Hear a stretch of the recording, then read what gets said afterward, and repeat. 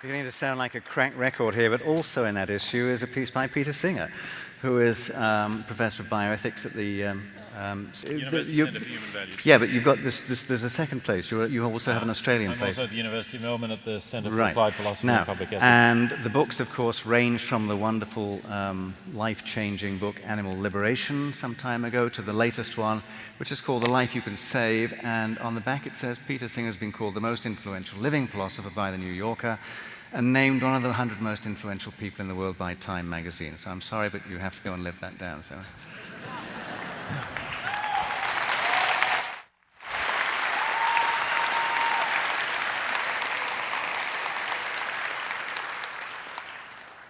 Thank you very much. I appreciate the invitation to be here, and it's thank you whoever turned the lights up a little bit, so it's really much nicer to see who you're speaking to. Sorry for the other speakers who didn't get that. We are having a debate about whether science can tell us right from wrong. It's an old debate. In fact, if we go back to the publication of Charles Darwin's classic, The Origin of Species, one of the first reviews said that if Mr. Darwin is right about the theory of evolution, he's proved that might is right. Well, of course, Darwin, receiving that review, said this is nonsense. He had claimed to have proved no such thing. He was very wise in saying that what he was doing was a matter of science, not a matter of ethics, although that doesn't mean that it didn't tell us some important things about ethics, and I'll come to that in a moment. But that example has gone on many occasions. In the 1970s, E.O. Wilson, Harvard University, published a book called Sociobiology, the New Synthesis, which applied what we now call evolutionary psychology to human beings, very controversial, provocative thing to do, and again told us a lot about the evolutionary significance of social behavior. But in the last chapter of that book, he applied that to human beings, which is fine, I think absolutely right, of course, that we are animals, we are evolved, and our social behavior is also something that is evolved. But he made some claims about morality that were a little reminiscent of what Sam Harris said earlier. He said that the day will come when we have so understood the hypothalamic limbic systems that we can find the premises of morality and deduce a knowledge of right and wrong from that understanding. Now, I think that was a mistake to believe that any kind of scientific knowledge of that sort would actually provide us with moral premises. And I put the emphasis on the word premises because science certainly does provide us with information that is extremely important for us in working out what is right and what is wrong. But I don't believe that it can provide us with the premises, with the basic values that we have to work from. And I think that's important. Let me just go back a little bit before I explain that. So, well, what does science tell us about the origins of morality, what morality is? Because, of course, that's really what Darwin, to some extent, not so much in The Origin of Species, but in The Descent of Man and in other works, and also E.O. Wilson, were trying to say, we've now understood morality. Science has given us an explanation of where morality comes from. And I think that's true to a significant extent, that we understand, for instance, that morality evolved, that it evolved in other social animals, in particular in the social mammals, and that it's a mistake to think of morality as something that is only observable in human beings. As we get to animals that are more like us, that not only are social mammals but have good memories, have recognition of each other, live in small groups where they recognize each other, we see behavior that is much closer to our own in terms of following moral rules. So, for example, we see ideas of reciprocity in chimpanzees. Frans de Waal, who's observed chimpanzees for much of his life, tells stories where he observes that if one chimpanzee does a favour to another, and then similar circumstances arise, but the positions are reversed, and the other chimpanzee, the one that was done the favour, does not reciprocate, the chimpanzee who was expecting the other one to reciprocate gets angry, may attack the one that failed to reciprocate. So a basic idea of justice that we have, that is, that if you do a favour for me, I should do one for you, that idea of reciprocity is present in non-human animals. So we understand that as something that has evolved, along with a number of other things, including, of course, that caring behaviour for our kin. But we are also beings who have evolved capacities to reason that go beyond those of chimpanzees, and capacity to use language that goes beyond those of any other species that we're aware of. And that means that we start to think about our behaviour in ways that I don't believe any other species that we know of, on this planet anyway, does think and reflect about our behaviour. And because of that, although science can tell us where morality has come from, that doesn't tell us what we ought to do. In fact, sometimes it actually tells us that the instinctive behaviour that is evolved might not be the best kind of behaviour for us to have in the particular circumstances in which we live. So, for example, we've evolved the idea of caring for those close to us, our kin and those we love and those we grew up with. We don't have the same response to caring about those far away who we don't see.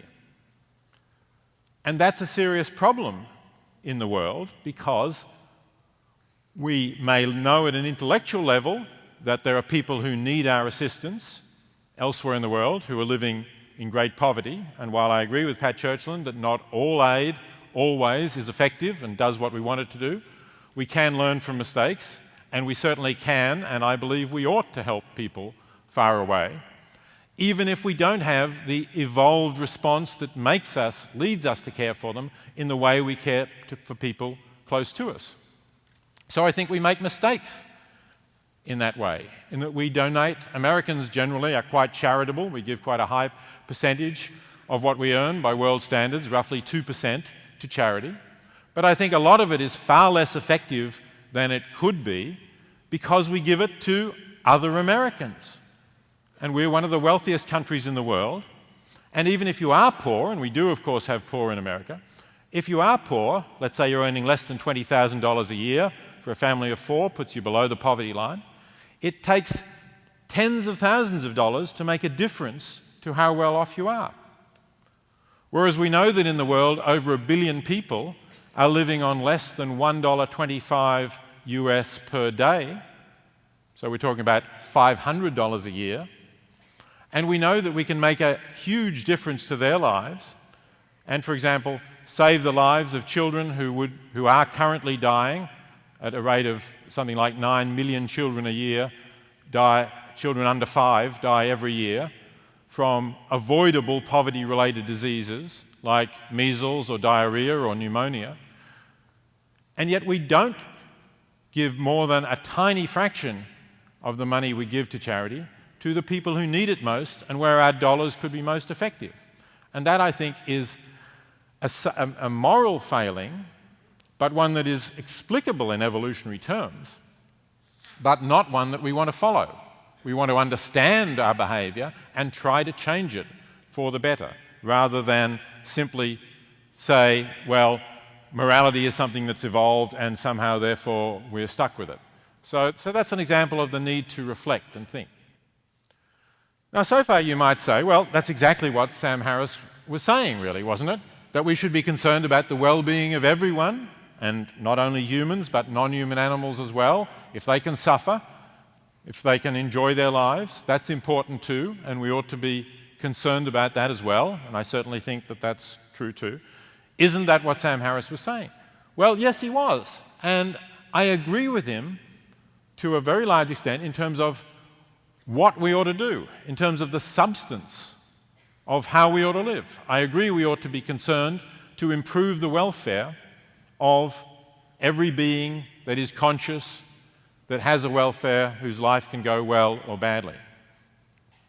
But I don't agree that science can tell us right from wrong. I don't really think that science tells us that.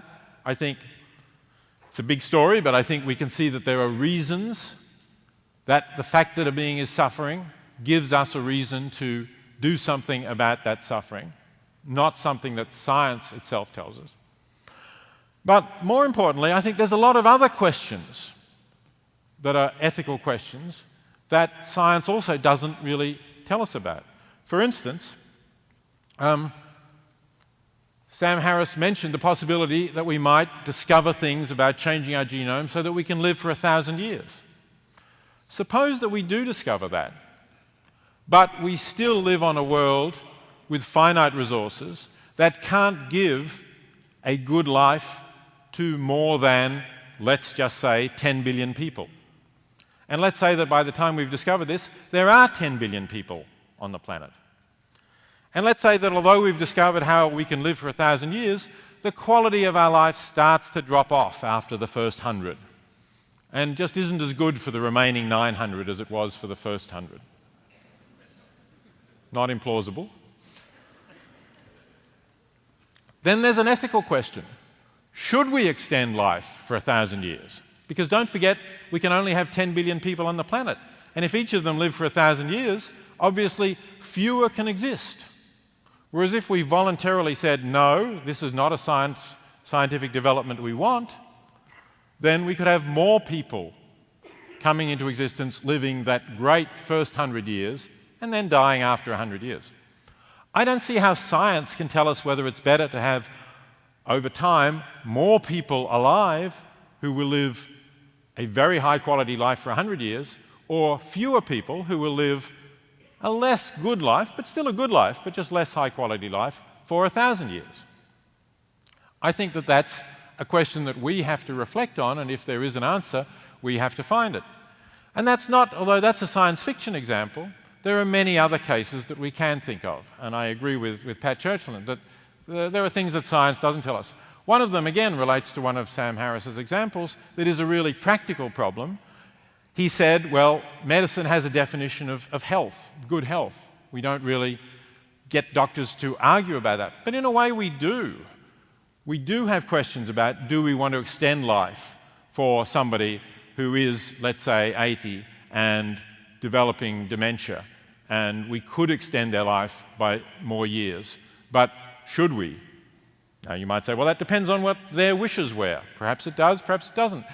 These are things we can disagree about, and they're things we should discuss, and I don't believe they're things in which science can give us the right or wrong answer, although, as I say, in many cases it can give us information which will lead us to better implement the values that we have and on which we agree. Thank you very much.